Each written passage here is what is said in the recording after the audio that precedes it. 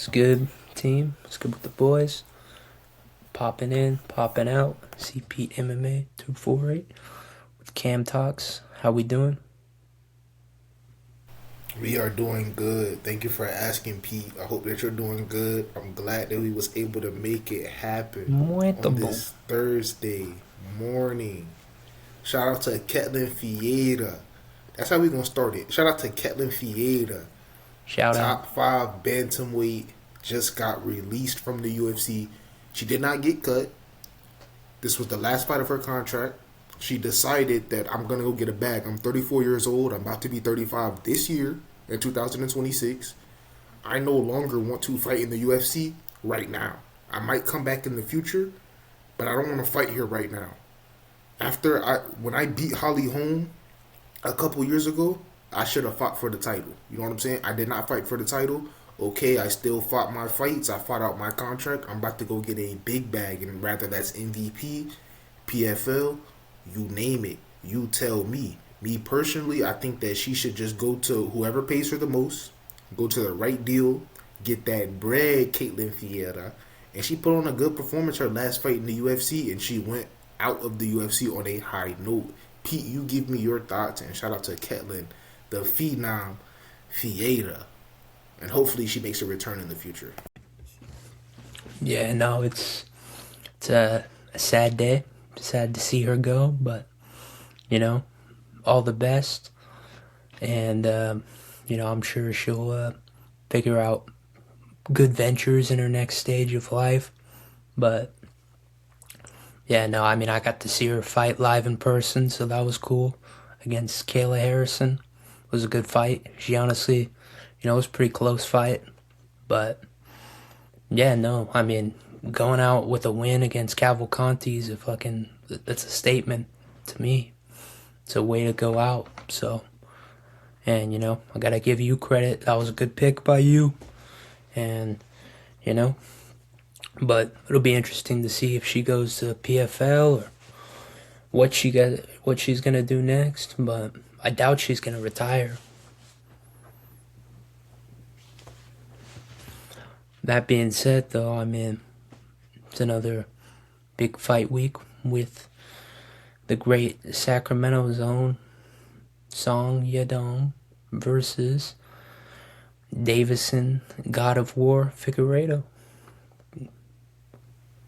Talk to be nice, Pete. We got a banger fight on our hands. Talk to be nice. We got Song Yadong taking on Deiveson Figueiredo. Yeah, not only that, we got Angela Hill. Yeah, we got Jake Matthews. Sergey Pavlovich. Deiveson Figueiredo. Indeed. The list Alex goes on. Pereira. Or Alex Perez, excuse me. Sumo Darji. I wish we had Alex Pereira. Shit. Fair enough. Fair enough. But shit, Alex Perez versus Sumo Darji. Yes. Hey, that's a good fight though. Hey, all jokes aside, that's a banger fight. Alex Perez coming off of a TKO Knockout. over Charles Johnson. Yeah, knockout. Yeah, that was a knockout. And Charles Johnson just got a win over Bruno Silva, and that was an impressive performance. It was a split decision. It was pretty scary. You know what I'm saying? It got to that point to where it's like, oh, who's about to win this fight?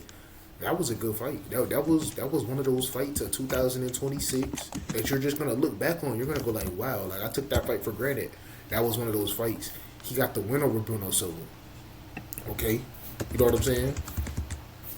Alex Perez just got the win over Charles Johnson. So he's taking on Sumadaji. That's gonna be a banger fight. We also got Sergey Pavlovich taking on Deiveson Figueiredo. That'll be a banger. Me personally, Pete, I'm riding with Deiveson Figueiredo. Okay, see, look, I think Sergey Pavlovich is dangerous, and I think he's crazy, and I think that he can find the knockout. But Deiveson Figueiredo, look,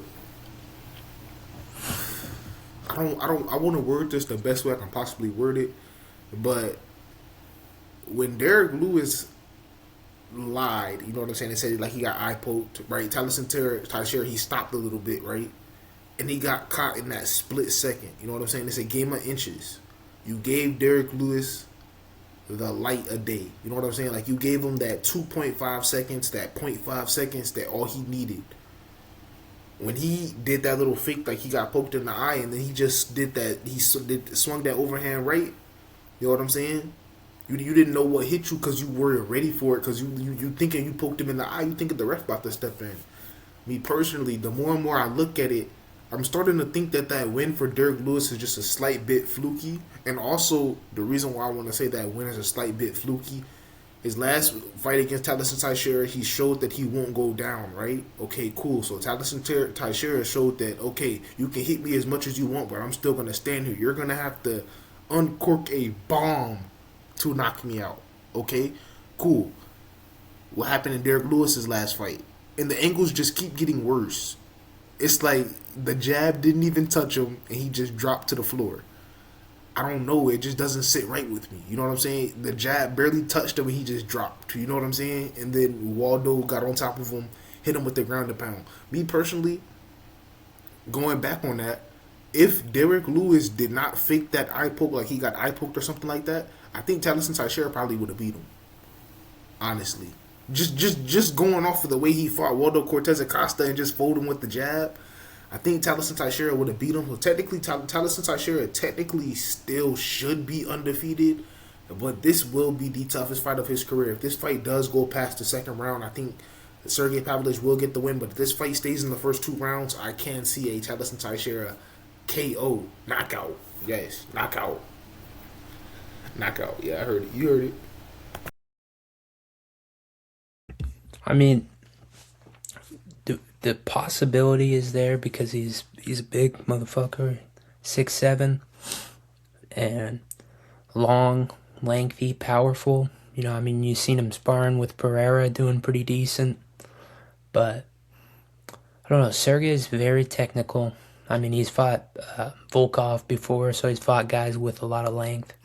I mean, he got jabbed up badly in that fight, I'm not gonna lie, but I don't know, he's got the experience, and he's honestly has a nice little win streak going right now. It's kind of quiet because he hasn't been super active, but he won against Rosenstrike, and then he beat Waldo Cortez last year. Actually, his last fight was I think it was in China too, last year against Waldo, if I'm not mistaken, but yeah, that was a decision. His last 2 fights have been decisions, which has been interesting, but I favor him with, you know, he's very technical, very underrated technically.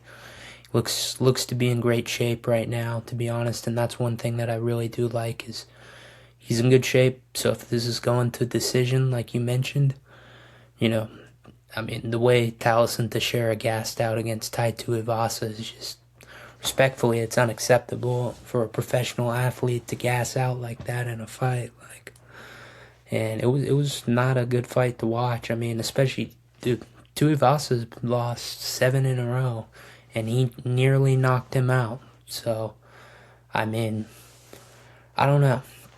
And, I mean, you never know with the Derek fight, anything could have happened, but I don't think it's fair to say that he's not, you know, he's still undefeated. He definitely lost that fight, and then he tried to hold himself up with the cage. He probably would have got KO'd pretty badly if he didn't do that, but nevertheless, I just think that experience is going to be the main factor for Sergey. I think his experience, his timing, technicality, and I don't, you know, honestly, I hate to say it, but he's probably going to get a decision again. It's just, ever since the Aspinall knockout and the Volkov decision, he's fought very carefully, which is good. I mean, he's still great, but he's just not the destroyer he used to be, where he's just going in and knocking people the fuck out first round every time.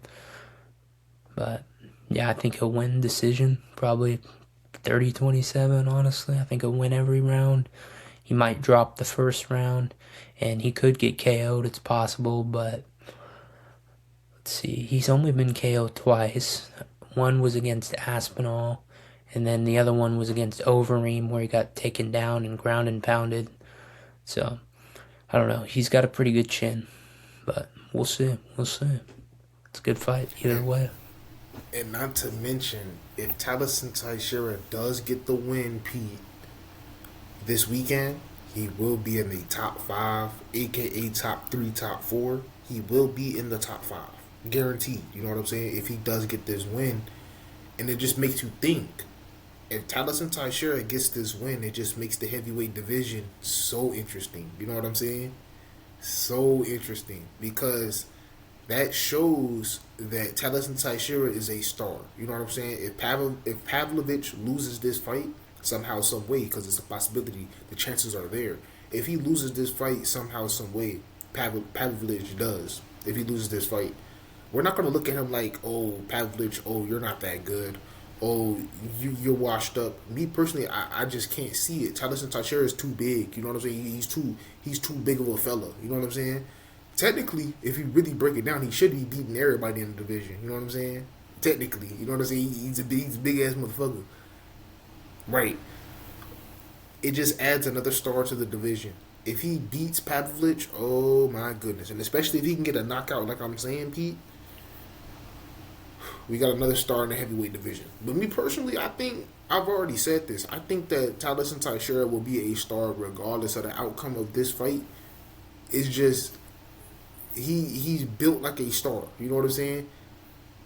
He's just somebody that we want to see in the UFC. Like, he's somebody I enjoy watching him fight. You know what I'm saying? All his fights been entertaining, and I want to continue to watch him fight, and I honestly want to see him be successful. And I do think that he has a legitimate chance to finish Sergey Pavlovich in the first couple rounds. I feel like after that last fight against Tuivasa, we seen what your problem was. Your problem was your gas tank. We know you can hit. You know what I'm saying? He let off some crazy shots on Tuivasa. You know what I'm saying? Some shots that didn't put Tuivasa out, which is honestly pretty crazy because if you think about it, those shots that he let off on Tuivasa will put some other heavyweights out. You know what I'm saying? Like, I could see him just flatlining a couple of heavyweights with the way he was hitting Tuivasa. You know what I'm saying? And same thing with Tuivasa. There was some shots that he hit Deiveson Figueiredo with that will definitely put some other heavyweights out. You know what I'm saying? But with all of that being said, I think that Deiveson Figueiredo will be a star, and I think that we're going to go ahead and see his moment early 2026. Right here, right now. I think he'll get a statement win over Pavlovich. I think it will be a knockout. Like, his last fight was it was a really good fight. That honestly, I think that will be one of my favorite fights of 2026. Like, towards the end of the year, it was just a good fight. You know what I'm saying? Me personally, I think it was a good. You don't think that was a good fight?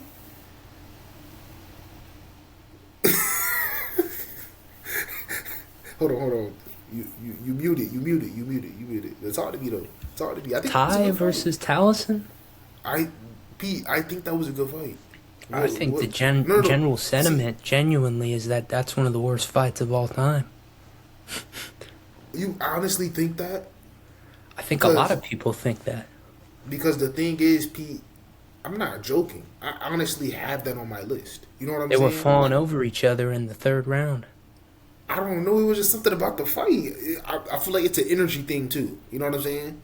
It's an energy thing, too. I feel like the energy was there for that fight. You know what I'm saying?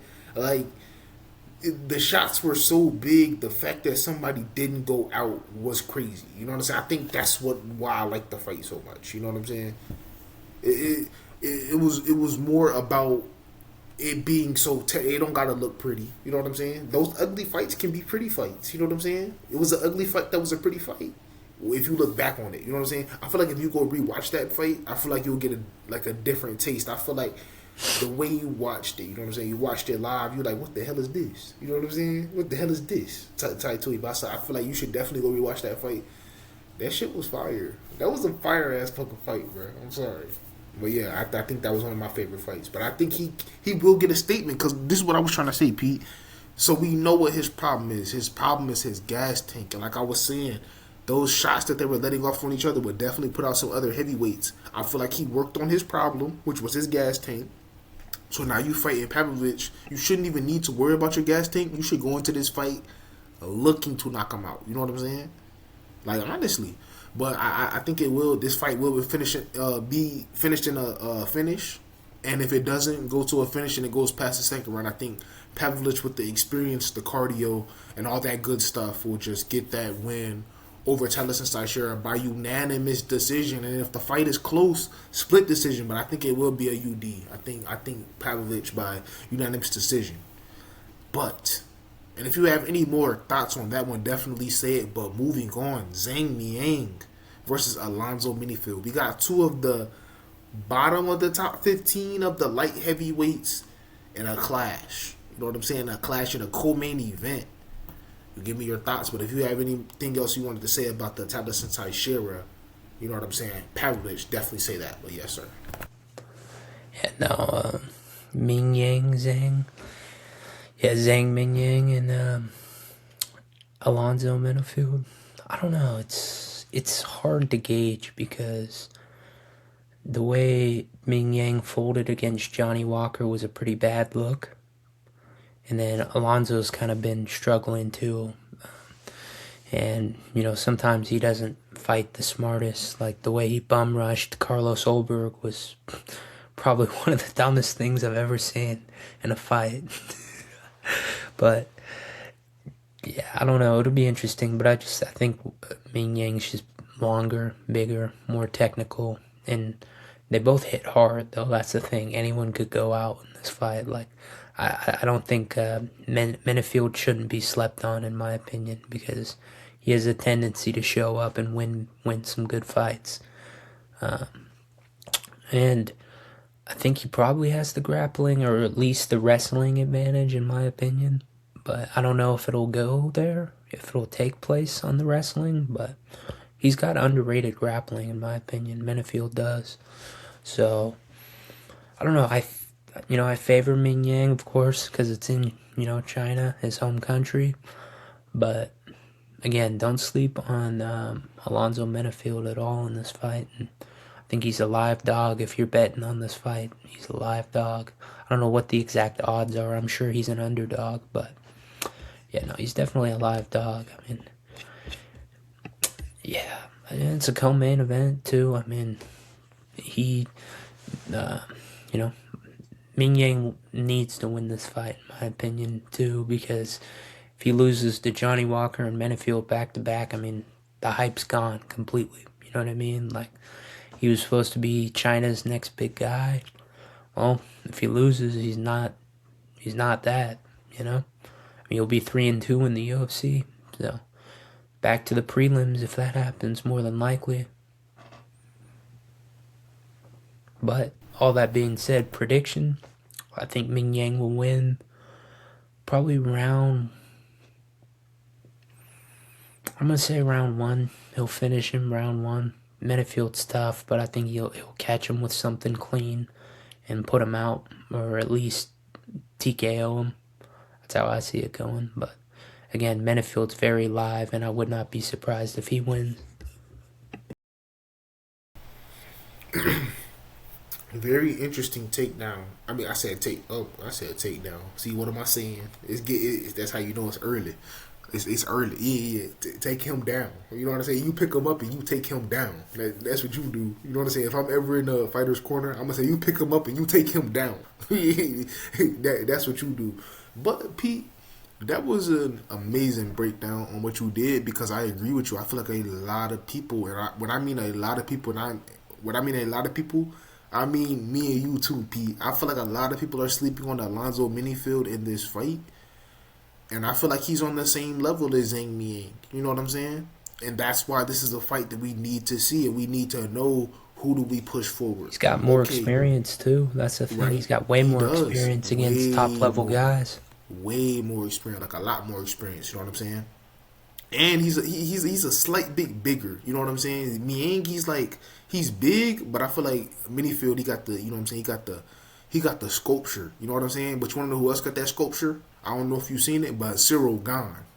How about Cyril Gane? Did you see that? Thank you. Cyril Gane, that's a big-ass motherfucker. Cyril Gane is a big-ass motherfucker. God damn. All right, but we got these two heavyweights. Menifield's a little bit bigger. Menifield has a lot more experience. Like, he has so much more experience, Pete. If he goes out here and he wins this fight, first round, no matter what it is, submission, knockout, you name it, doctor stoppage, you know what I'm saying, whatever you want to call it, I won't be surprised one bit. You know what I'm saying? Technically, if you break it down resume for resume, he should be the favorite. You know what I'm saying? But if we're going off of hype and who should be more successful and who's going to be more successful, and if you're going off of your MMA knowledge, Zhang Miang is your guy. You know what I'm saying? He's fighting in front of the home crowd. There's nothing better than that. You get to fight in front of your home crowd, back-to-back fights. You let them down the first time. I doubt heavily that you will let them down a second time.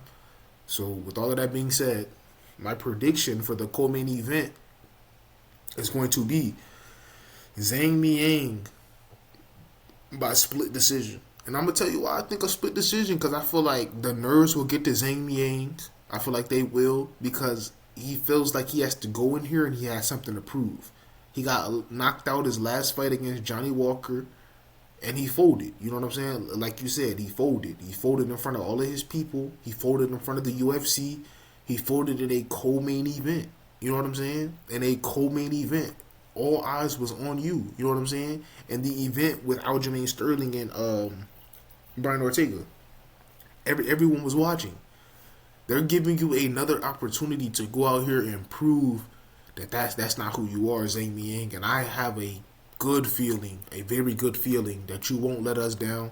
So I think that you will get the win by split decision. I feel like it will get close because, like I was saying, Pete, people are sleeping on Alonzo Minifield, and I'm talking about including me and you. I feel like the first round might go to Minifield, you know what I'm saying? The second round's a little bit closer, but it goes to Miang, you know what I'm saying? Got the home field advantage. In that third round, it might be one of those rounds to where we're like, okay, this is a really good fight, and we don't know who won, but we're going to give it to Miang here, and he's going to win by split. That's just how I see it. I don't know. This is just like a weird fight to me, because Minifield, if you break it down, he should be the favorite, and he should win this fight. You know what I'm saying?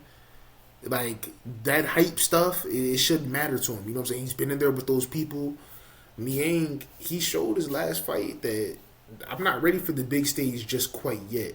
But put me back on the big stage and let me see what I can do. But yeah, I'm going to have to agree with you on that pick for the co-main event.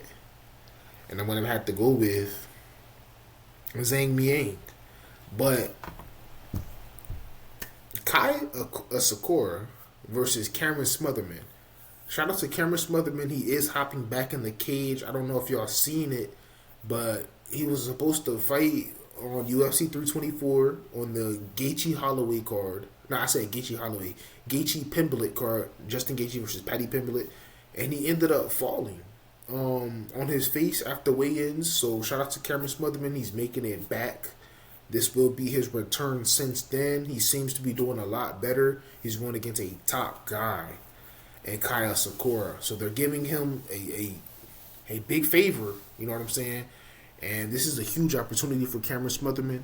Give me your thoughts on that fight, Pete. I don't even know, to be honest. It's one of those, the losers getting cut, you know? Unfortunately, that's probably what's going to happen more than likely.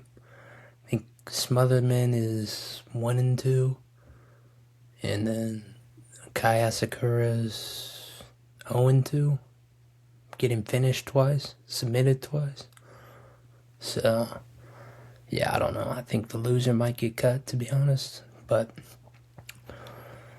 God, it's hard to say because, I was talking to MMA Butter about it, but it's like, it doesn't seem like Smotherman's UFC quality at this point, but Kai Asakura might not be either.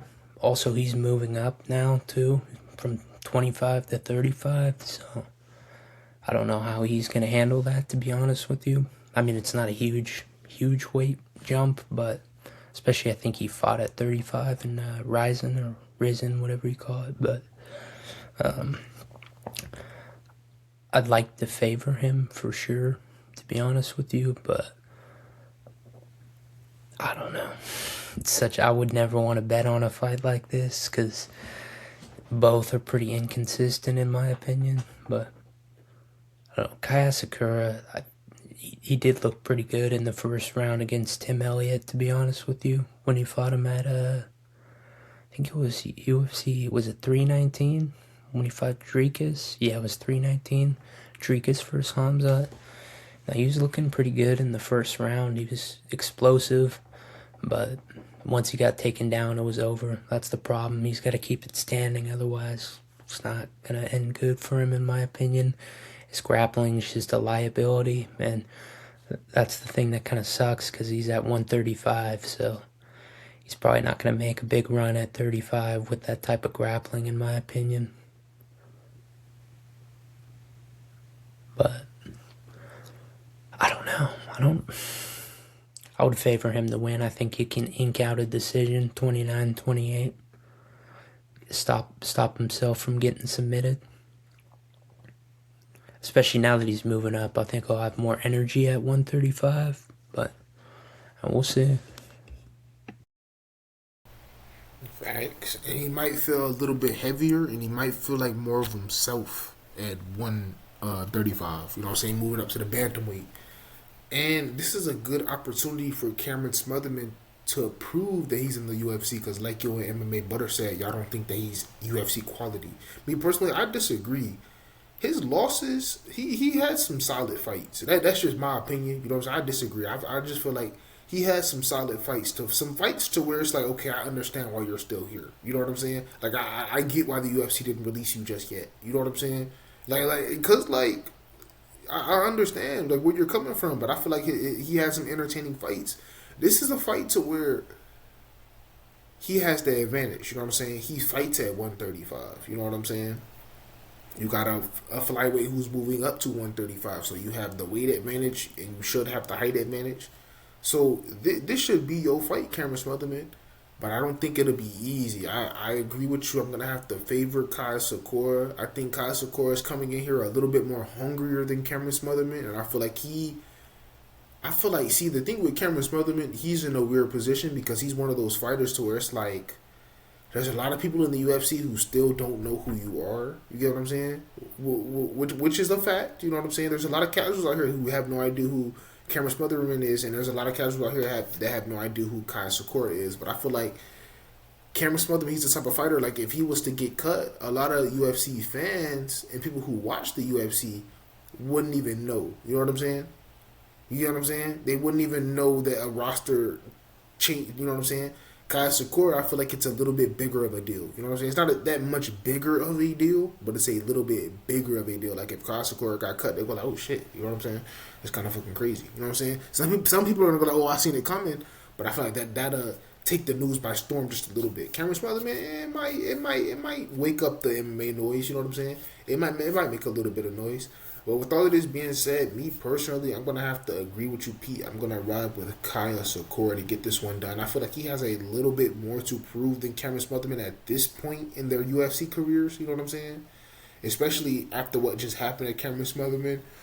It's kind of hard to want to take him. But you're glad that he's doing well. Everything's well with him, and he's doing well, and he's looking strong and healthy. But it's kind of hard to pick somebody after you've seen them like that. You know what I'm saying? So I definitely got to go with Kai Sakura to get this one done. Yeah, no shit. Hopefully he makes weight too. Fuck. Nah, facts. That part. But I mean, what about Jake Matthews versus Carlston Harris?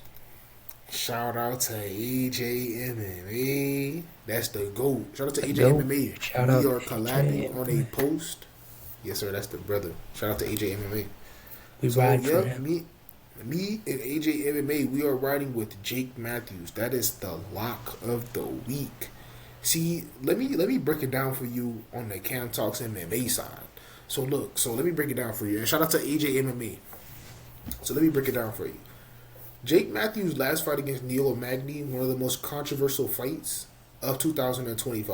One of the most controversial fights ever. He claims he got the first round submission. And Neil Magny claims that he wasn't out. It looked like he was out. He claimed he wasn't out. He got up. I don't know. You know what I'm saying? To me, it looked like he got right up. It looked like he tapped. I don't know. It's super. Didn't he tap? Wasn't that what it was? Or no, wasn't Yeah, it yeah, the he referee tapped. stopped it and then they didn't It call was it a like both. It was like both. It was like Magny I think tapped. the The ref referee stopped stepped it, in and and then the then bell and then rang he or was something. It like, was "Nah, weird. y'all." Let me look it up. But that was a really, I remember that. It was He one of the low key most did get controversial cheated out fights. of that win, though, if I'm being honest with you. One And of it the most wasn't Neil controversial Magny's fault. fights. I'm pretty sure it was the ref's fault. Okay. Oh, okay. Fair enough. Fair enough. So some people will disagree with you, Pete. I'm just saying that because I feel like it was like a. I don't. That shit was just weird. But I feel like some people will disagree with that. I feel like Neil Magny. I don't know. I don't know. That fight was. It was just so weird. You know what I'm saying? It was just so weird. Like it was that weird. So one of the most controversial fights. But before that, Pete. Before that, he was on a 3-fight win streak. You know what I'm saying? He had a first round submission over CD Nejkawani. That submission, Pete, was extremely slick. You know what I'm saying? Because if you were watching that fight live, CD was letting off some crazy kicks on Jake. You know what I'm saying? Crazy. Like I'm talking about some. You could hear it inside the entire building. You know what I'm saying? And not to mention, it was on the same card that Taliesin Teixeira and Derek Lewis fought. You know what I'm saying? On the main event, CD Nejkawani versus Jake Matthews. It was on that same card. CD was letting off some crazy kicks. Like I'm talking about some. You could hear it inside the whole arena. If you was watching on TV, you could hear it on your TV hitting you back in the face. Those kicks was crazy. Jake Matthews like snuck in for like a takedown, you know what I'm saying, or something like that, and took CD's back. CD tried to walk with him. Jake Matthews found the submission. Ever since that submission, and that was 2 fights ago, Jake Matthews is special. And going into that going into that Neil Magny fight, he was like the 4-1 underdog. You know what I'm saying? Like minus 400 underdog. So like they had him winning that fight. And honestly, he was supposed to win that fight. Jake Matthews technically was supposed to be ranked, but he lost his opportunity. He has a perfect opportunity here to prove that, okay, my fight against Neil Magny, okay, I came up short, but this is what I'm going to do against Harrison, or Harris, my bad, I said Harrison. This is what I'm going to do against Carlston, and I'm going to go out here and I'm going to prove to everyone that my last fight was a mistake. So I'm going to go out here and I'm going to make a statement. I'm going to either go out here and I'm going to try to get the finish, or I'm just going to try to beat him up for 3 straight rounds and try not to get touched. Me personally, I think that Harrison has a lot of experience. He was supposed to fight Michael Chiesa. I feel like that he would have gave Michael Chiesa like a way tougher fight for his retirement fight, but I feel like Chiesa still would have got it done. But I feel like him being 38 years old and you're not getting any younger at this point, I just feel like we just favoring Jake Matthews here. Jake Matthews has a lot to prove. At the age of 31 years old, he's in the cream of the crop of his prime. He deserves to be ranked. He wants to be ranked. And I feel like he's just going to go out here and he's going to want to try to get it done quick. I feel like he doesn't want to waste no time. I feel like this is what Jake Matthews wants to do. Let me break it down for you real quick, Pete. I feel like he wants to get in here. He wants to either get a first round or second round submission. Literally submission. He wants to get up in here. He wants to get a finish. And he wants to fight again in like the next 2-3 months. Because he wants to get it going. You know what I'm saying? He's 31 years old. He wants to get it going. He has a lot of experience. And not to mention, I also have a lot of respect for Jake Matthews because he's been in the UFC for so long and he also fought Diego Sanchez. Not to mention, that's a crazy fact out there. He has a fight against Diego Sanchez, and it was a good fight. And you can go watch it on Paramount Plus. So if y'all have the free time, definitely go watch that fight. It was a solid fight. Diego Sanchez was throwing some shit out there. You heard me? He was throwing some shit out there. Yeah, no, for sure, I agree. I think this is the type of fight Jake Matthews just shines in, bro. Like, he's gonna just go in my opinion, he's gonna go in. He's very well-rounded. He's got great boxing, very, very technical. You know, the way he boxed up Phil Rowe was so impressive. He's got great grappling. I mean, he technically submitted Neil Magny. I would rewatch the video. The ref stepped in early, and I think the ref thought Neil Magny tapped, or he thought he was out, one of the two, and he called it. So technically they called it a submission, and then they went back and replayed it and then kept the fight on. But honestly, it was kind of bullshit. It should have been a submission, in my opinion. But he did end up getting submitted, unfortunately. So, you know, it didn't end up mattering at the end of the day. He lost. But like I said, I think he'll go in. He's going to shine. You know, like you said, he's 31. He's looking to make a statement, looking to keep the motion going. And, you know, always backing the Aussies, the brothers from Australia, brothers from down under. And, yeah, I think I could agree with the submission. Sounds right. I think round 2. I think round 1 he's going to go in, feel him out a little bit. You know, Carlston Harris is long. He's pretty good. He's technical too. But, yeah, I think, you know, this is just a fight where Jake Matthews should just go in and shine and get a finish within the first round or 2, in my opinion. And, yeah, I got him all day. I love yours and AJ's pick of the week. It's beautiful, and I think it'll hit for surely. G-O-D. Thank you so much. I appreciate that. And once again, shout out to the GOAT, AJ MMA. Shout out to the GOAT, AJ MMA. Yes, sir. Right. Shout out to the GOAT. But moving on, we got Alex Perez. Say that one more time. You said Meio hermano, my brother. Amen. Amen. But moving on, Alex Perez.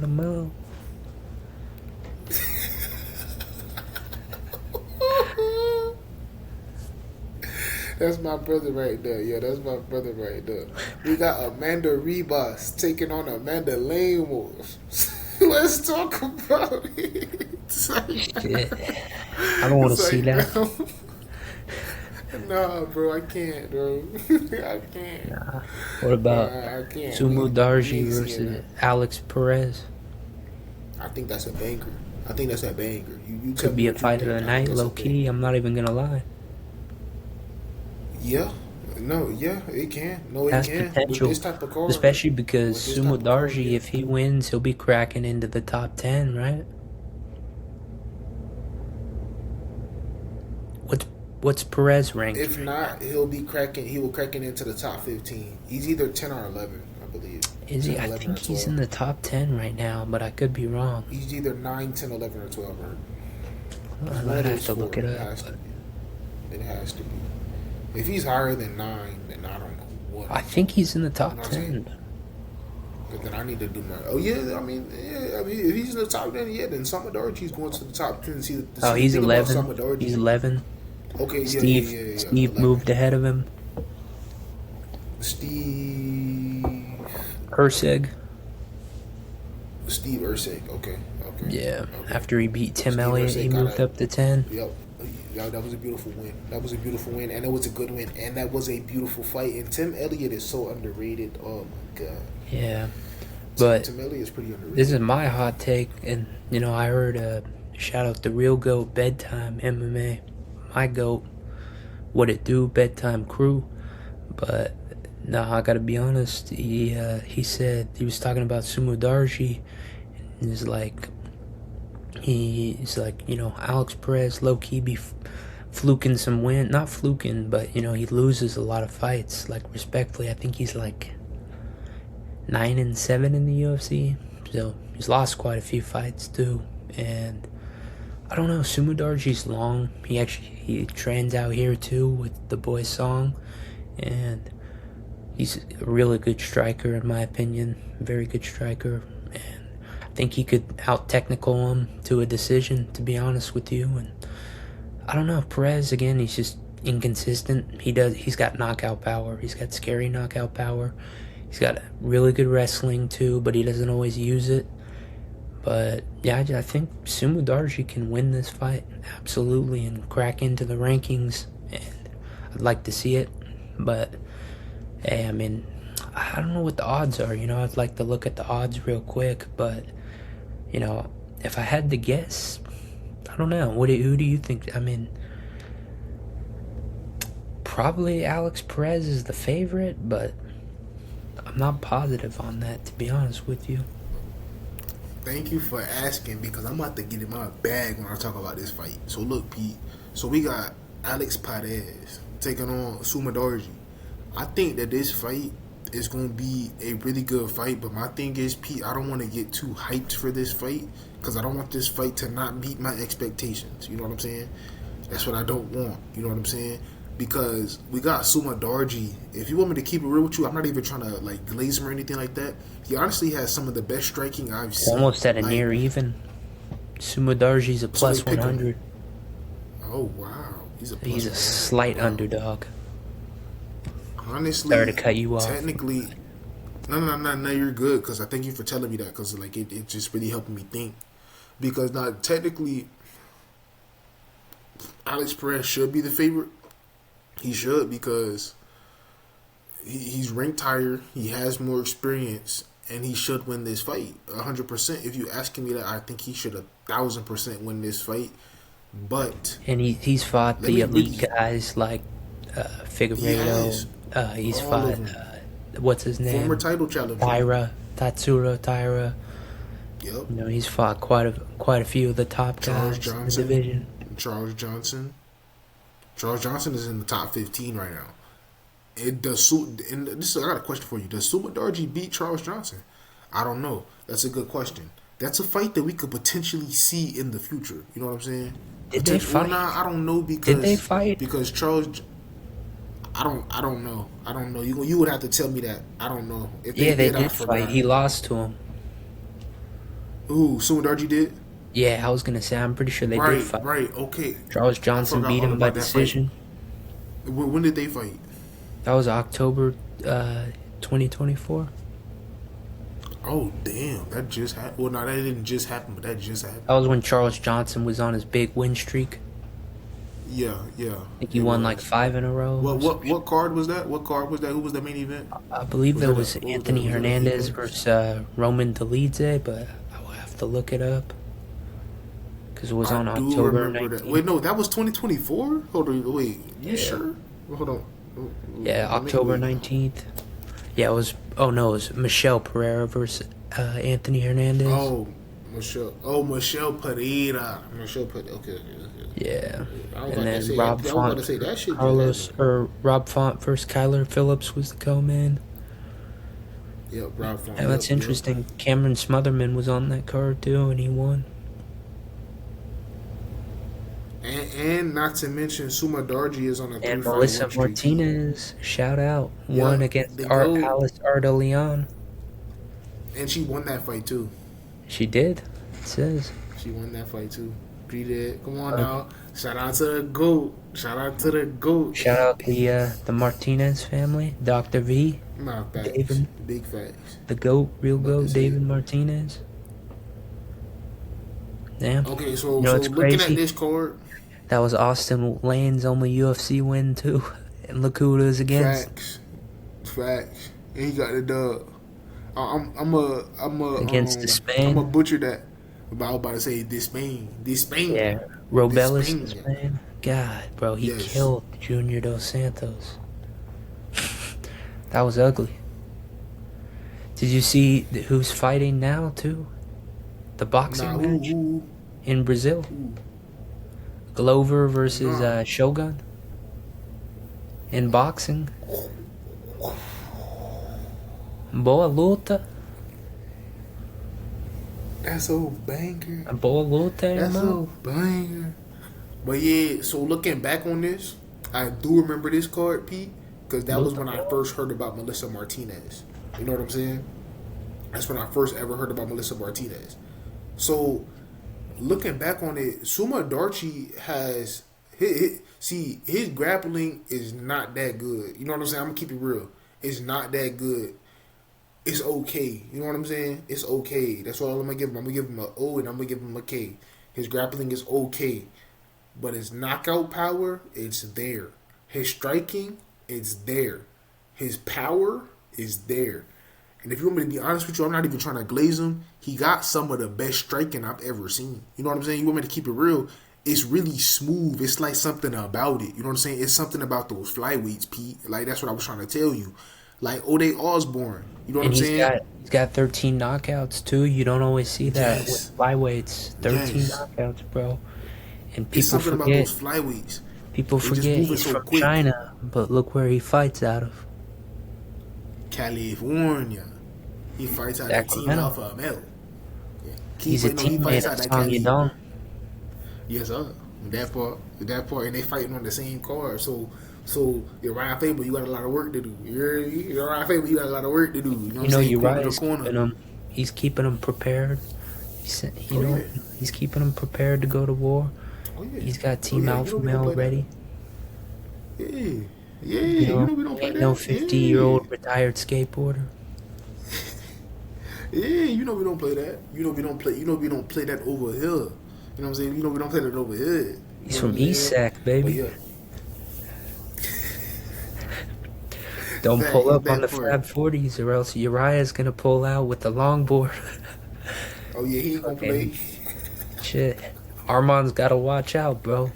I already commented on Uriah's post. I said, next time Armand pulls a dirty move like that, the whole city's pulling up.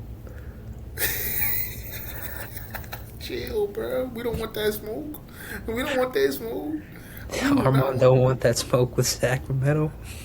No, we don't want that smoke with Armand. We don't want that smoke with Armand. Shit, not one-on-one. That part, they'll take all of us. Nah, for real. We'll start throwing we elbows joke. left and right. I fuck with Armand sometimes. Hopefully he gets in a title fight soon, or at least a #1 contender or something.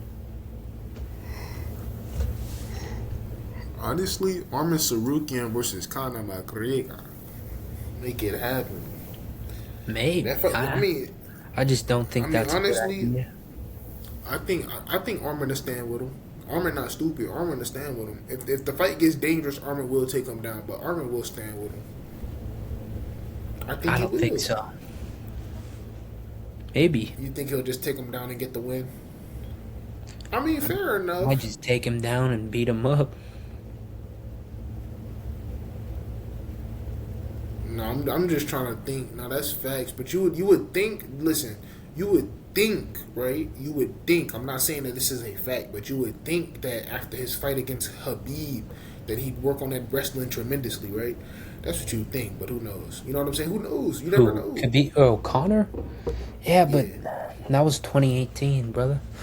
I know. But you know what I'm saying? That was a long ass time ago.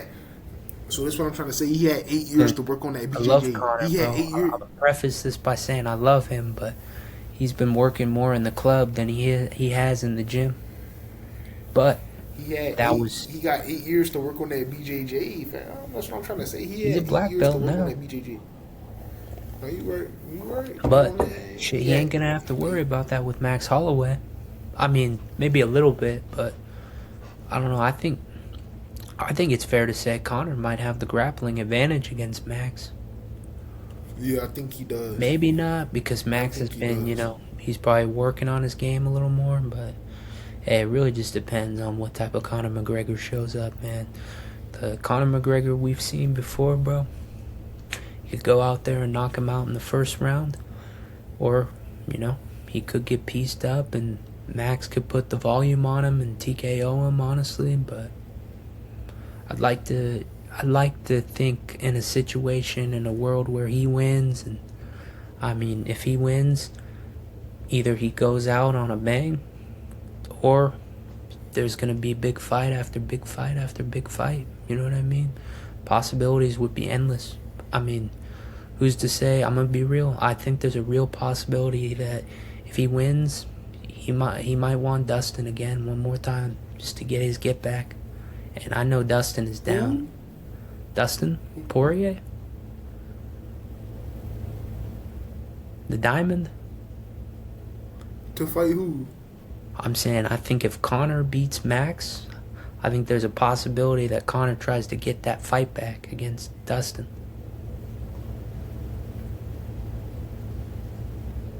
No, my bad. I had to make sure I heard you right. Because he got me thinking, dude. Damn. I think it's possible because Dustin ain't gonna turn that payday down. Plus, he hates Conor. He'll fight him for free.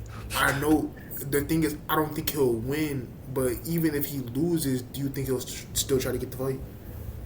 Probably not. I just think if he wins, well, maybe. It depends on how he loses. If he gets knocked out badly, or if he gets finished, he might just he should respectfully just call it a career if he gets finished. But if it's competitive, and he gets finished, that's one thing. But if he just gets blown out the water, no one's gonna want to see that anymore. Like, if he loses by split, he's gonna call Dustin out, right? Yeah. Like I'm gonna be honest with you, there's no possible way he loses by split. If it's even that close, they're giving him the decision 1,000,000%. I'm just being honest. You know what I mean? If it's a close fight, he's gonna get the decision. Only way, not fighting in those. either Max better UD him or TKO him or submit him. Otherwise, if it's a close decision, Conor's probably gonna win. A lot of people think he lost the second Diaz fight. No, a lot of people do think that. Or at least like a draw. They're not wrong for thinking that. Honestly, I think one judge did have it a draw. It was a majority decision, right? Yeah. So one judge had it a draw, the other two had it for Conor. That's honestly crazy. Damn, Nate Diaz had some wars with McGregor. That's crazy. That submission was crazy.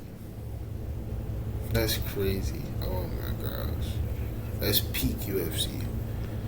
Lord have mercy. Lord have mercy. But moving on though, we got Isaac Lee taking on Luis Felipe Diaz. Me personally, I'm going with Luis Felipe Diaz because you know I gotta go with that Brazil. I gotta go with that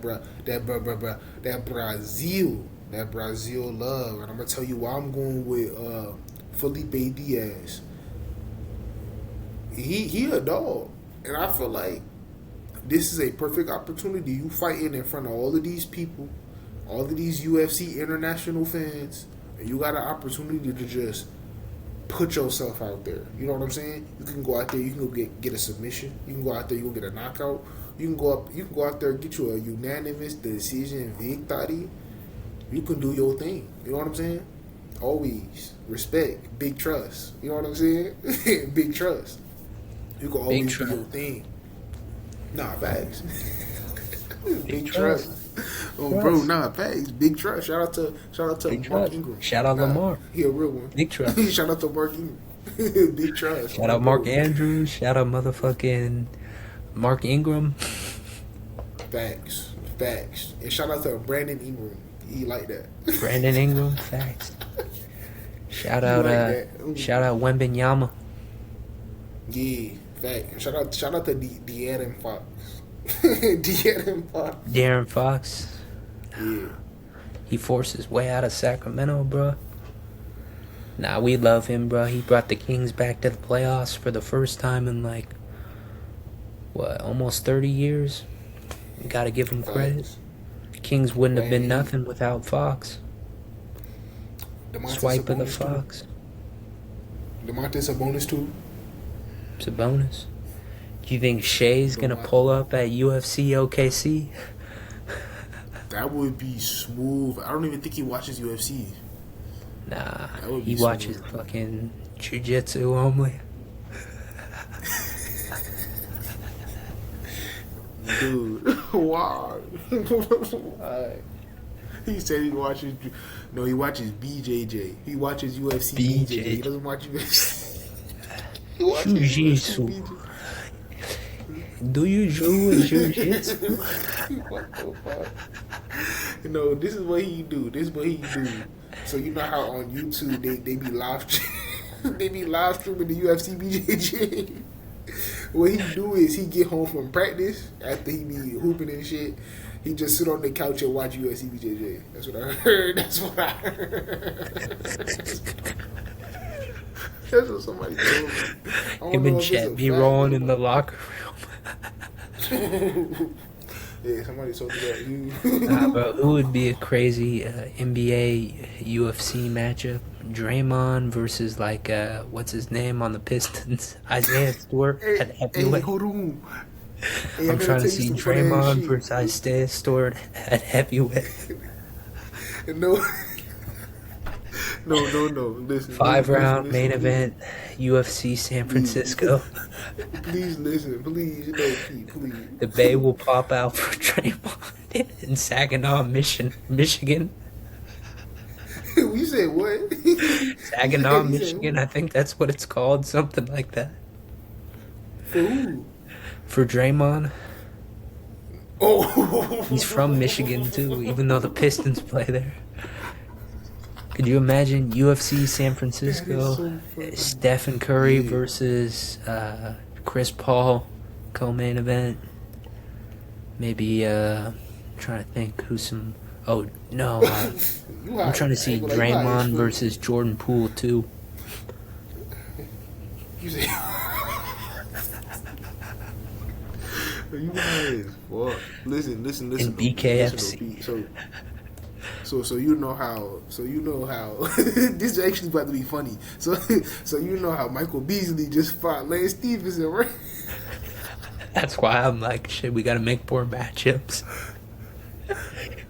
Hey, I don't know how you not laughing. That shit was funny. hey. But how did he sub Michael Beasley, bro? That's crazy. He subbed Michael Beasley, Bro, why did he not look, even no. try to stop the takedown? He's just like, fuck, I'm getting taken down. Hey, you want to know what makes it so funny? His I'm left seeing hand all of kind his. of nice too.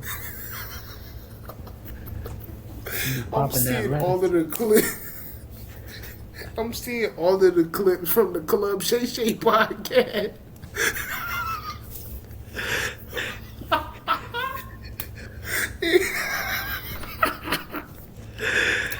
Yeah, it's over with, bro. It's over with. It's over with, bro. Yeah, bro. So like, it make it a little sad that Lance Stevenson so They were sad. yeah, like, bro. They were I can already picture. Oh, Ocho, no, Ocho. He said, "Why didn't he try to stop the takedown?" Pete funny, bro. He don't even know it, bro. Weak. He said, "Why Bro didn't he just try to stop the accepted the takedown?" takedown. Punk thought he was Tuivasa in his prime. Hey, did you see when he got subbed? Bro, that shit was funny. What is it? Their podcast is like Nightcap or something like that. That was the funniest submission ever, bro.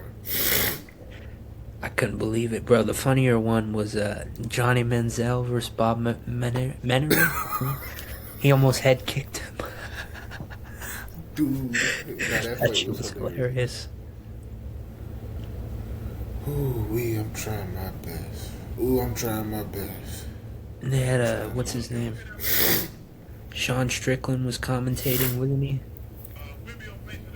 Yeah, he was.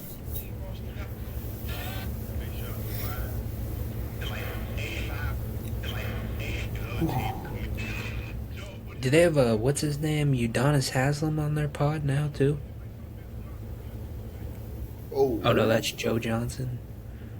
Oh. I was about to say that's smooth. They got Udonis Haslam on the pod.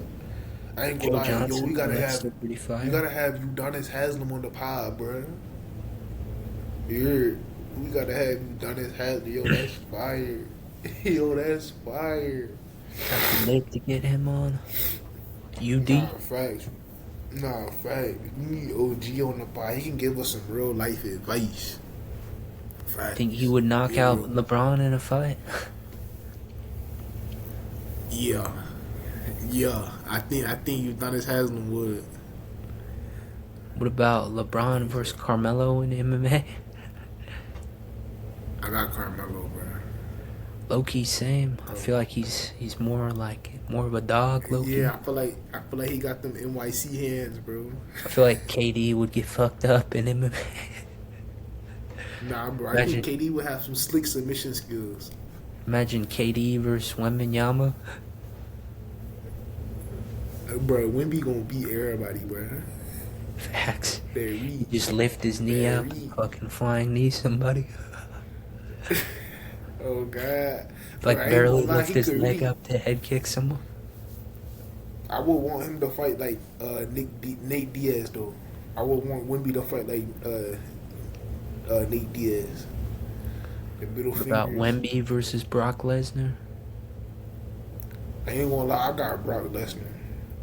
Oh yeah, easy. You would just take him down. Yeah, I got Brock. I got Brock by first round TKO. Wimby don't want that. Wimby don't want that. Wimby don't want that. Matter of fact, I really do. I got Brock by first round TKO.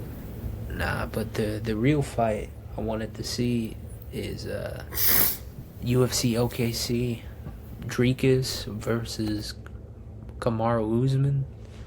You think it's gonna happen? Because they still haven't set a main event for that, right?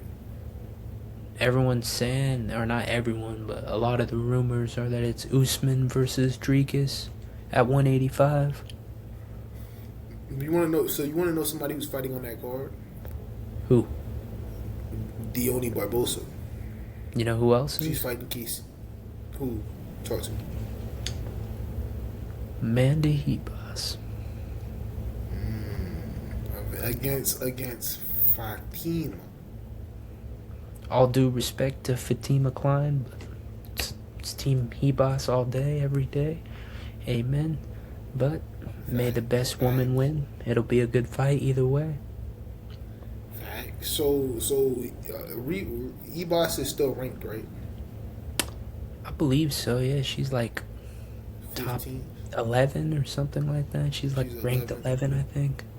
So Have to what is look it Klein? up. Klein is ranked She's like definitely that? still in the rankings.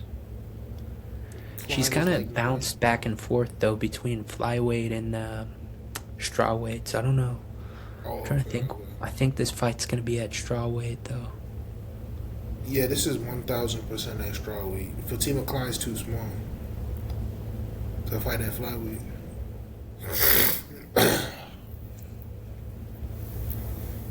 Amanda Lemos versus Denise Gomez. Jesus Christ, that is a firework banger 3-round fight. They should really just make that the main event. I ain't even gonna lie to you. Because we got Denise Gomez on a 4-fight win streak, and we got Amanda Lemos, who's a former title challenger. Y'all, that should be a main event, bruh. I don't care what nobody say. Amanda Lemos need at least one more main event before she retires. She's 39 years old. UFCB got to do it right. But moving on, we got Ding Ming versus Jose Heinrich. Yeah, I said that right. Or Henrik. Nah, Jose Henrik. Jose Henrik, he 8-1, but we got Ding Ming, he 35-9. He got almost 50 professional fights. That is insane. Shout out to Ding Ming. We got Ding Ming taking on Jose Henrik. Me personally, shout out to Jose Henrik, because that's that Brazil love. But Ding Ming, 35-9, almost 50 fucking professional fights. Excuse my language, but that record is insane. Of 35 wins and 9 losses, that is elite. 35 wins and 9 losses, that is elite. But he's going against a prospect in Jose Heinrich, who technically is solid enough to get this dub. You know what I'm saying? Like he's solid enough. You know what I'm saying? He has the foundation to get this win. He has the team to get this win. He has the body. He has the physicality. He has the attributes. He has everything put in place to win this fight. But when you're going against somebody like Ding Ming, you gotta come extra prepared, because Ding Ming ain't coming to play. You know what I'm saying? He ain't coming to play. And the thing is, he don't even get finished like that. Those 9 fights, less than half of those he was finished in. You know what I'm saying? So Ding Ming, he ain't nothing to play with. He fighting in front of his people. He got all of his family coming out. He ain't about to play with nobody. But me personally, I'm gonna have to go against Brazil for this one time. And I gotta go with Ding Ming. You know what I'm saying? For my sports bettors, I gotta cash y'all out. So I'm gonna cash y'all out. If y'all want that bread, you gotta put that money line on Ding Ming. You know what I'm saying? Throw some bread on that. You hear me? Throw some bread on that. You know what I'm saying? If you really watch the videos, you really gonna make some bread. You know what I'm saying? We give you all the picks. So I'm going with Ding Ming. And we're gonna give CP the second to regroup. But let me give you like a little backstory on Ding Ming. Ding Ming has made it to the UFC. Nobody can take this away from Ding Ming. This is what he has to do. He has to go out there. He got to perform. And he has to put on the OPO performance. You know what I'm saying? Yeah. So, yeah, I think... And let's take a look at Jose real quick as we wait for Pete. So, see, Ding Ming, he only 31. That's what makes it so crazy. He got all these fights and he only 31. See, the thing with Jose Heinrich, he has a questionable loss to somebody who has 4 losses, and he's on a 3-fight losing streak, and he did just lose to Victor Venezuela, who did just fight Max Griffin, which is interesting because it's not like he's losing to nobody. He's losing to UFC caliber people. And that's an interesting fight because that was your Dana White Contender Series fight. So ever since that Dana White Contender Series fight, Jose Heinrich has been on a 3-fight win streak. This isn't a Dana White Contender Series fight. You're fighting against Ding Ming. The UFC is really trying to test you, and they're trying to say, okay, if you want to be a part of the UFC, you got to beat this dude who has 35 wins and 28 knockouts, Pete. 35 wins and 28 knockouts, Pete. 9 losses, 35 wins, 28 knockouts. That's just too. The stats is too crazy for me not to pick Ding Ming. But with all that being said, I gotta go with Ding Ming. And I just feel like Jose, he's just a little too young. But if Jose does get this win, he will be a star, 100,000%. And shout out to these welterweights. We got a banger on our hands. But yeah, you give me your thoughts on this beautiful fight. Yeah, no, I think it's a pretty good matchup. I mean, obviously a big experience gap, but I think Heinrich can win still, honestly. But I guess we'll see. I haven't done a ton of research on the fight, so at least yet. But I don't know who I would predict. I probably favor Heinrich. And just because he's a big guy for welterweight too, but I also think, I mean, I have to look at the record, but I mean, that is a pretty crazy record. I mean, a lot of knockouts too, but I don't know. This is one I haven't done enough research on to make like a final pick prediction on, but yeah, no, it's a good matchup for sure. I like your breakdown a lot. I mean, I definitely have to look into it more for sure, though. Ain't nothing wrong with that at all. But you do have to admit, whether you did your research or not, 35 wins and 28 knockouts is pretty crazy. You know what I'm saying? Yeah, that is pretty crazy. Especially for 31, you said? 35. Oh, 35. So 35 I mean, wins, still. Yeah. Yeah, no, though, 31 years old, though? Oh, yeah, he's 31. He's 31. 31. He's 31 with 28 knockouts. Yeah, that's pretty crazy. 9 losses. 35 wins and 9 losses. Like, that's an insane record. He's insanely experienced. Do you know what I'm saying? He's a slight experience. Favorite, too. Just slight. Which is not crazy because Jose is not trash. Jose is not trash. Heinrich is not trash at all. He's young. But he's 24 years old. Yeah, that's the problem right there. You're a little too young. You know what I'm saying? But moving on, because we don't want to get too caught up on that fight because we don't want to overthink it. I think Ding Ming will get that one done. He can technically get a finish or a decision. I don't want to overthink it. You know what I'm saying? But if Heinrich does get the win, much respect, you know what I'm saying? Much love, you know what I'm saying? That's Brazil. That's what we do. You know what I'm saying? We always play spoiler. We've always done that. We are Brazil. But moving on to Outreachy Law versus Cody Haddon. I'm seeing everybody ride with Haddon, and I'm seeing a lot of people sleep on Outreachy Law. See, the thing with Outreachy Law is he got, just like Surmadaji, they got some beautiful striking. You know what I'm saying? Outreachy Law can strike. Oh my goodness. Outreachy Law, tough. Oh my God. See, this is what people don't understand. Outreachy Law lost to Ayman Zahabi, but what is Ayman Zahabi doing now? He about to fight on the White House. Okay, cool. Outreachy Law just got a knockout. You know what I'm saying? The first round, first connect. Boop, boop, boop. Knocked him. You know what I'm saying? Set him down. Outreachy Law is so dangerous. Whew. Outreachy Law versus Cody Haddon. Ooh, this is such a tough fight.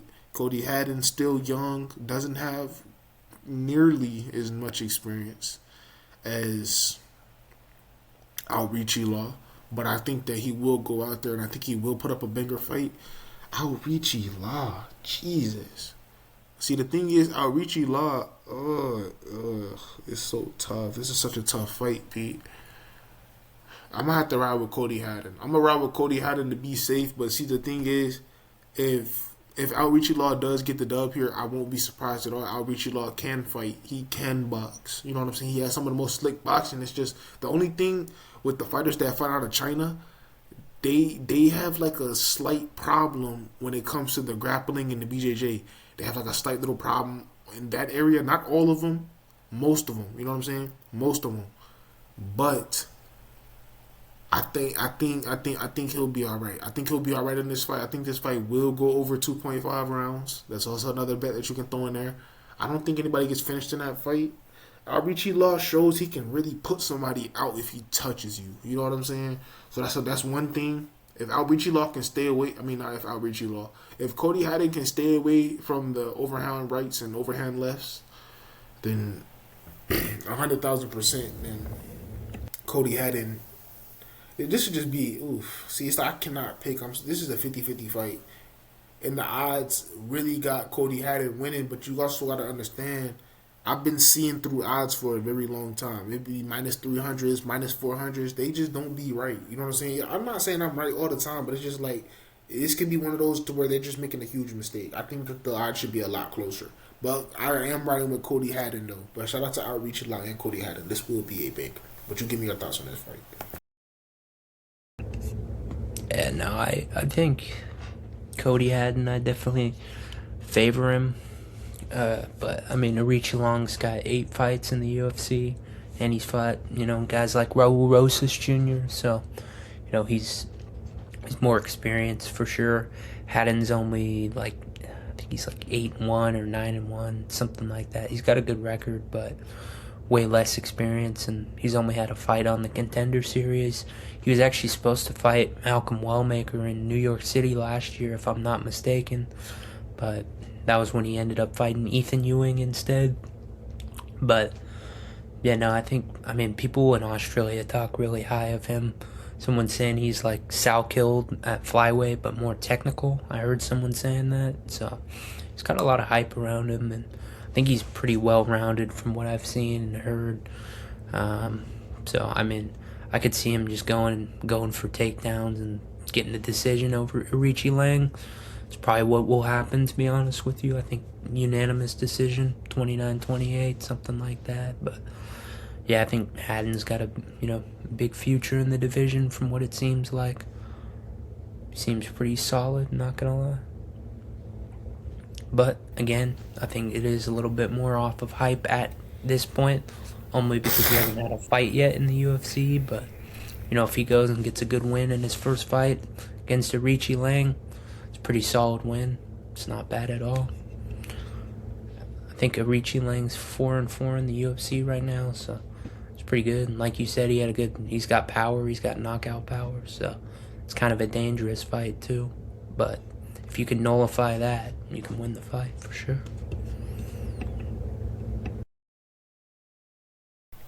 It was 100% speaking that back. See, that's the thing. I don't know. I feel like what the odds do, they do tend to ride the hype. You know what I'm saying? They see if a fighter has hype, they're going to go like, all right, you know what I'm saying? I think that this fighter got it. I just feel like they sleeping on Outreachy Law. I feel like he's a lot better than what they're putting out to be. And I feel like the media is not giving him the respect that he deserves. But, yeah, I think Cody Haddon will get the dub, though. But we got Ray Teixeira taking on Louis Garou. Louis Garou taking on a short notice fight. He just fought. You know what I'm saying? He literally just fought. We literally just watched him fight, and he wants to take this fight. Before his last win on May 16th of 2026, he was on a 3-fight losing streak before that. He got his first win inside the UFC octagon and he wants to turn it around quickly, and he wants to go get another win, you gotta respect it. But in this fight right here, this is another one of those fights to where I want to tell you right now, it's either Ray is gonna win the fight straight up, or you might as well stop gambling. Because if Luis Guerrero wins this fight on short notice after he just fought on the Melky Costa versus Arnold Allen card that just happened, that's our most recent event because we didn't have no event the past weekend. I'm going to tell y'all right now, y'all better stop gambling because me personally, as of right now, I ain't even going to touch that fight.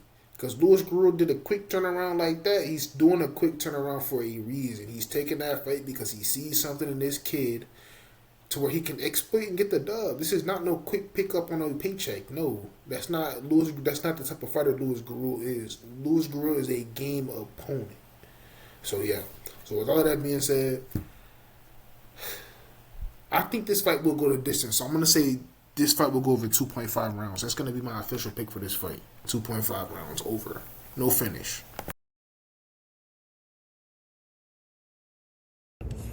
Yeah, I don't know. I think this is probably Ray's fight to lose for sure. I mean, he's young. He's only 23, so he's the same age as me. He's pretty young, but you know he's got really good wrestling. I could be mistaken, but I believe he's got pretty extensive wrestling background.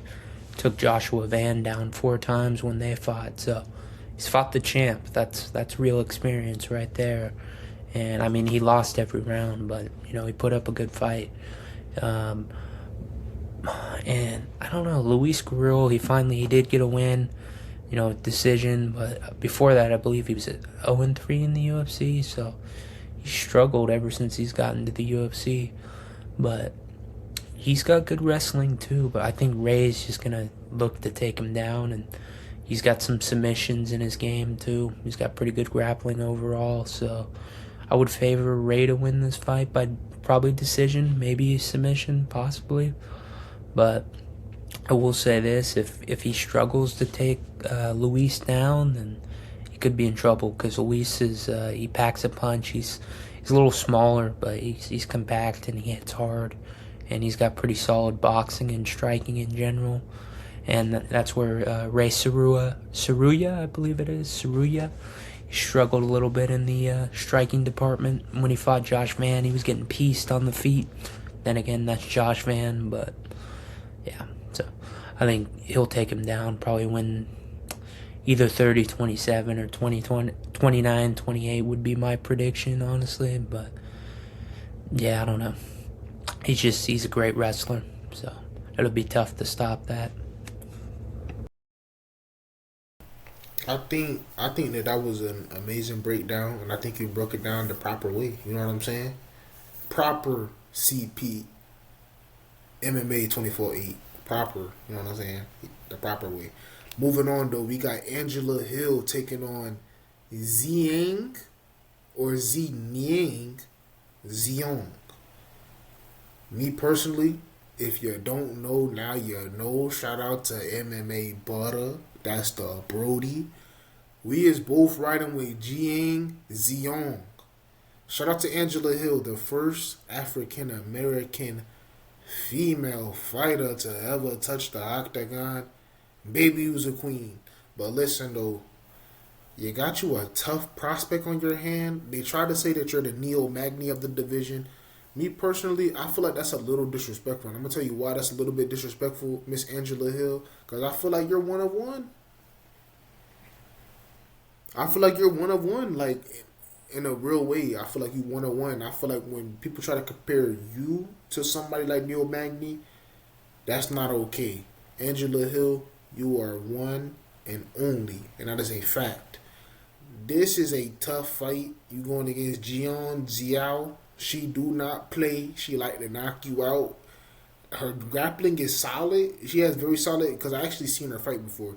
Her grappling is very solid. It's not the best, but it's like it's hard to compare that to the UFC level. You know what I'm saying? But on the regional scene, it's very solid. The knockout power is there on the regional scene, but you know you're going against, you know what I'm saying, the real UFC. But I will say, Angela Hill is getting a lot older in age. But the thing about women, their durability, they can last longer. Like, you could easily see a woman fight till she's 42, 43. You can't see no man really do that. That's the thing with the women, you know what I'm saying? They can kind of take a little bit more damage in the MMA. That's what I noticed. That's why you'll see the women fight till like they're 39, 38, you know what I'm saying, 40, 41. You'll see the older women inside the cage, and it's normal, you know what I'm saying? It's not that big of a deal, especially if they started fighting later, you know what I'm saying? Somebody like Bia Batista. So yeah, but with all of that being said, I'm going with Zhang Jiao.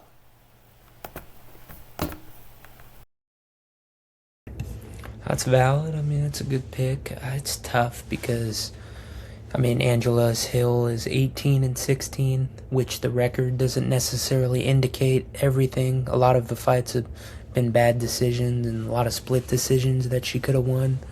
So, the one thing I could say, like you mentioned, is just, she's coming, Zhang is coming from one championship, so she's probably not fighting the best grapplers, I would assume. Hill's more of a striker overall, so it could start on the feet, but honestly, Angela Hill's, her grappling has evolved a lot throughout her career, in my opinion. She's really shown levels to her grappling, so another fight, I haven't gone too deep into it research-wise, because, I usually do that, like, literally the night before is when I like to just hammer research, and I'll just make my picks just like that, rather than just making them early in the week. I mean, obviously, I'm looking throughout the week, watching fights and breaking stuff down, but, I just like to make my picks the night before, but, I kind of favor Angela Hill, I'm not going to lie, just experience, and I think there's a chance she could just take her down and grapple her up a bit, but we'll see. I mean, I was looking at Zhang's record. She's got 10 knockouts.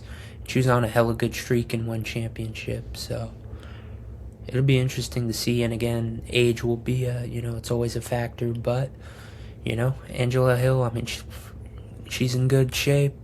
She don't look like she's aged much at all. I mean, to me, she looks like she's 31 more than 41, She looks young.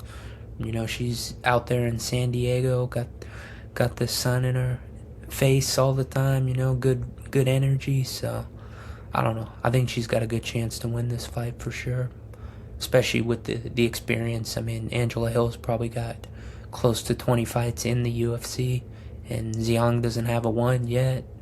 This is her UFC debut, I believe, right? Yeah, so be interesting to see that, but yeah, I kind of favor Angela Hill, and to be honest, I picked against her a lot too in the past and been wrong, so yeah, I will favor her right now, but again, I'll look into it a little bit more before I make my official pick on that, but it would probably be a really good fight, honestly, I'm not going to lie. Angela Hill is one of the females that just tends to put on good fights a lot of the time. Not a lot of boring fights from her.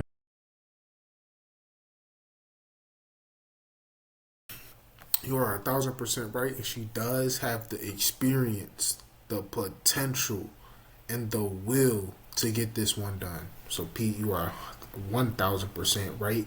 But moving on, we got Rodrigo Vera taking on Zhang Kinaji. I butchered probably both of their names, but talking about Rodrigo Vera, he has a win over Juan Diaz. The only person to Juan Diaz, the only person to beat Juan Diaz, the one who just finished Malcolm Wellmaker.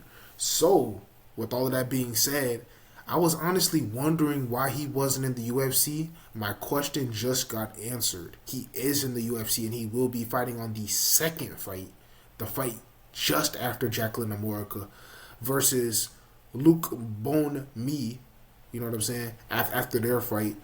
Rodrigo Vera, the only person to beat Juan Diaz, is in the UFC. He's also from Peru. This is crazy. Oh my gosh, and he's fighting a game opponent who has 21 wins, 4 losses. He's from China. And Z Kianaji, I think that this would be a banger fight. Like I truly think that this would be a banger fight. This is literally a main event fight. I'm not even joking. I'm not even joking. Like Pete, this is a main event fight. Like if you know, you know. Like this really a main event. This is literally a main event. Like if both of these dudes were in the UFC 2 years ago, this would be a main event. But with all that being said, this is another one of those fights you don't even know who to pick. But I'm gonna pick Rodrigo Vera. I'm gonna keep it real. I'm gonna be 100% honest. This is both of their first fights in the UFC, and I'm gonna go. Yeah. This is both of their first fights in the UFC. I don't even gotta confirm it, but Z fights on Road to UFC. So if you watch Road to UFC, you've definitely seen him fight 1,000%, and he's just been winning. Both dudes are on crazy win streaks. You know what I'm saying? But with all that being said, I'm going with Rodrigo Vera. I just feel like he's more UFC level at this point. But yeah, you give me your thoughts. Yeah, no, I agree. I mean, again, another fight I need to deep into, do more deep research into, but I agree. I just think based off of that, and might be a weird reason, but I haven't been super impressed with a lot of the guys in Road to UFC. A lot of them just haven't done anything too special so far in the UFC once they've gotten there. And so it's kind of like, is the competition that good in Road to UFC? I mean, it's not horrible, but, I don't know. Is it like Contender Series good? Or, I don't know what level it's on yet completely. But I would agree with you. I favor Vera to win this fight. And, I mean, the Juan Diaz win is aged very, very well. He's got a lot of decisions on his record, but I think a decision makes sense in this fight. And yeah, I favor him to win, honestly. He's currently on a 13-fight win streak, too. So he's got a lot of momentum going. A lot of momentum. And, yeah, no, so. Including Juan Diaz on. Did you agree with me when I said this is a main event fight? I wouldn't say that, no. I would say it could be someday. It has the potential to be a main event fight for sure. But I wouldn't say yet. What would be interesting, though, would be to see, and I think depending on how Vera does in the UFC, there's a good chance they're going to do him versus Juan Diaz again down the line at some point, Two South Americans from the same country, Peru. I mean, why not? I think it'd be a banger. Especially Juan Diaz got that crazy knockout on Contender Series and then sub Malcolm Wellmaker. So he's got a fuck ton of momentum going for himself right now, too.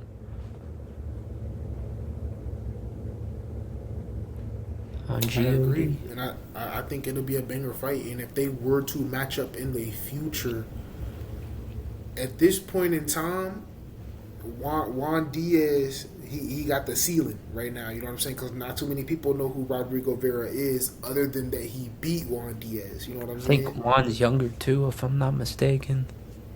So that fight, yeah, now he is, because what's the name's 30. So that would be a banger if that fight were to ever happen in the future.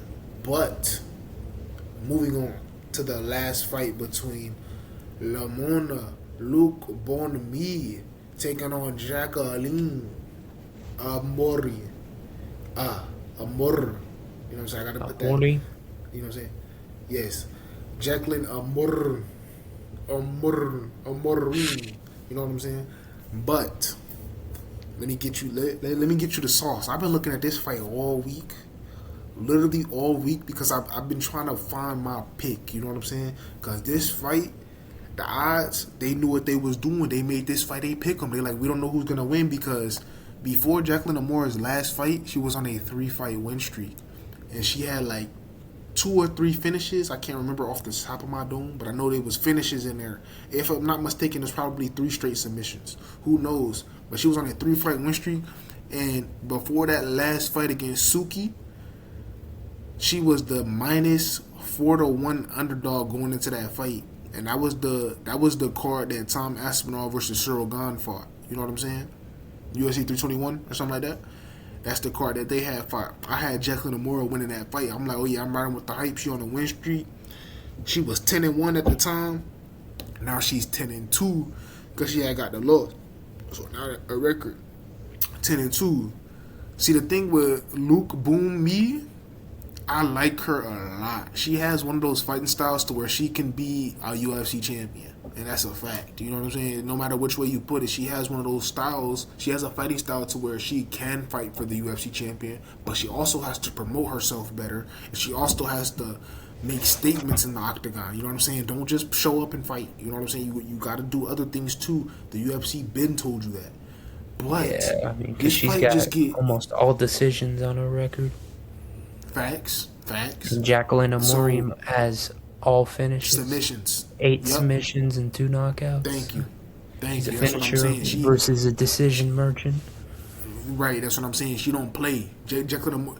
Thank you. That's what I'm saying. Thank you for telling me that. Because, see, the thing is, like I was saying, Luke Bone Me, she has the fight style to be a champion one day. You know what I'm saying? A lot of decisions. She shows she can just stand in there with you. She's a lengthy fighter. Like she can fight you. You know what I'm saying? Jacqueline Amora, like you said, all finishes. Finishing versus a decision merchant. Me personally, Jacqueline Amora, she showed because her last fight that she lost a decision. She took a lot of time off. You know what I'm saying, Pete? A lot of time off. She took off so much time just working. And I trust her grind. I do. I trust Jacqueline Amora's grind. And I've been looking at this fight all week. And I even went back to go watch that fight. Her fight against Suki. I actually had to watch it kind of weird because, you know, Paramount they don't have all the fights, so I had to pull some strings to watch this fight. Because like if you go back on Paramount, all the fights is not on there. You know what I'm saying? UFC they gotta update that shit. So I had to pull some strings to find that fight because I actually wanted to watch that fight because I actually didn't watch the fight because when that fight went on, I was at work. So actually I never got to watch that fight. You know what I'm saying? Like that whole card, and that was pay-per-view at the time too. I ain't paid for that pay-per-view. So yeah, I didn't watch that whole card. You know what I'm saying? So I had went back. I had to pull some strings to watch that fight, and I was watching the fight, and I'm like, damn, this is how she lost the fight. Technically, that fight was super fucking close. You know what I'm saying? That fight was super fucking close. It was pretty damn close. It was closer than what I thought it was. Because when you're just looking at it and you're saying, oh, you lost by unanimous decision, or they lost the damn fight. That fight was pretty damn close. You know what I'm saying? I feel like it was just the takedowns. That was it. I feel like it was just the takedowns. Like, it was like one of those 3-round fights to where it was like one of those fights to where I was like, if that's how you gonna fight, you don't deserve to win. But to see the thing with Suki, I want Suki to fight Talita Alencar next. Yeah, Pete. I want Suki to fight Talita Alencar next because if you beat Talita Alencar, then okay. You know what I'm saying?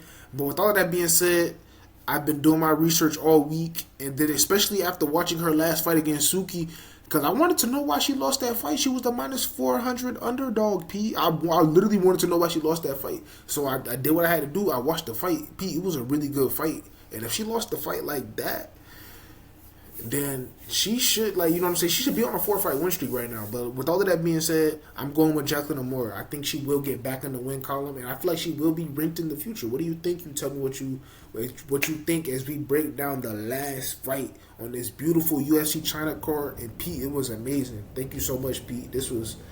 I enjoyed every second of this. Thank you. You're the man. You are de the nada, Mermo. De nada. Yeah, no, it's a banger for sure. I mean, you know, again, like you said, gotta ride with Brazil all day, every day. But I think, you know, like I said, it's a big time finisher versus someone who just tends to go to decision. And, you know, Luke Bomey, I want to say it is. I don't want to butcher that too bad, but you know, she's solid. She's won a lot of fights in the UFC. She's like 7-3, which is really good in the UFC. But I think, you know, I favor Jacqueline. I think I could be wrong, but I believe she's younger. Let me fact check myself on that, but I believe Jacqueline's a bit younger. And I just like the experience factor to me is I don't know. Well, they're actually very close in age yet, but I guess Luke Bomey is a little bit younger. But yeah, I like the finishing ability of Amorim, and she's at a really good camp. She's at ATT with Dakota, Kayla Harrison. You know what I mean? Like, is Talita there as well? If I'm not mistaken, I could be.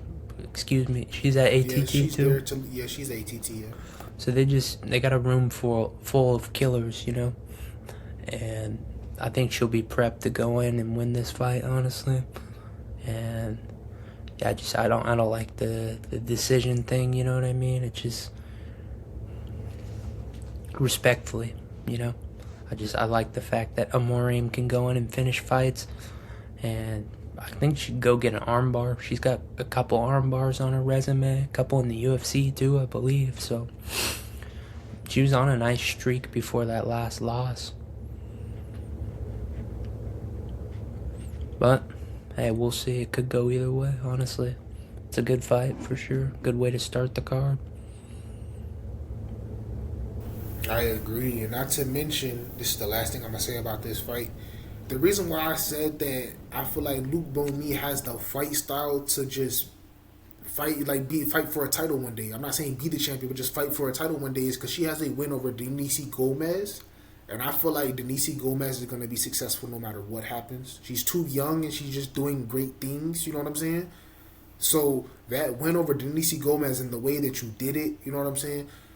I just feel like just good things are just going to continue to happen. If you do get this win over Jacqueline Amora, that also just puts you in better positions. You know what I'm saying? But I feel like she just will have a great career. That's just what I think. She's only 30 years old. She still has like 5 to 6 years of just greatness. You know what I'm saying? You never know what can happen in the next 5 to 6 years. But yes, that win over Denise Gomez, I don't know. Denise Gomez can do some great things. But shout out to everyone. You know what I'm saying? But first and foremost, shout out to Pete. You know what I'm saying? That's the GOAT. You know what I'm saying? That is the GOAT. You know what I'm saying? I'm going to put the crown on your head. You know what I'm saying? I'm going to put the crown on your head. Yes, sir. I got you, my brother. Put one back on you. Oh, thank you, my brother. I appreciate that. You know what I mean? Oh, shit, let me give a quick shout out to KAMTalksMMA.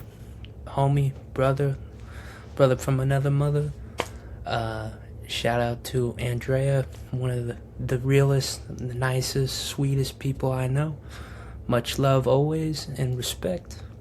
And shout out AJ MMA. It's a brother from another mother. Real one. Facts. Shout out AJ Shout MMA. out to Shout out Soup MMA. It's a real one. Facts. 209 Moke T4. Hey. Higher underscore 209. MMA. 209, stand up. Amanda Hebos, Marcella Hebos, Alexia Thayanara, the whole squad, everyone that trains at Team Hebos, shout out, amen, man hermanos y hermanas, Deus é bom, tempo a todo, and shout out Peterson, the whole CPETEMMA and KAMTalksMMA family. Boa noite, família. Shout out Melissa Gatto. Shout out Julia Palastri. Shout out Ketlin Sosa. Shout out Michelle Montague. Shout out Bia Matista. Shout out Talita Alencar. That's the GOAT. Shout out Eamon Zahabi. Shout out Markel Marderos. Shout out Missy Chasson. Shout out to Norma Dumont. And shout out to many others. Much love and respect always. I love Brazil. I love Amanda Lemos. I love Karini Keller Silva. I love CPETEMMA248. He is the best. Much love and respect to everybody. I love doing these shows, and I honestly hope y'all watch them through. And then just a quick shout out to Juliana Miller. Her fight just got announced against Ravina Oliveira. I mean, much respect either way, but I will be backing her to win that fight. You know, she's a real one. Much love and respect. Shout out to 619 San Diego. So, yeah, no, I'm hoping all the best for her. Much love. Shout out to 323. Shout out to the 323. And the 323 and the 916. Facts. Much love, Amen. family. And we out. Boa noite, minha família. Deus é bom. Boa noite.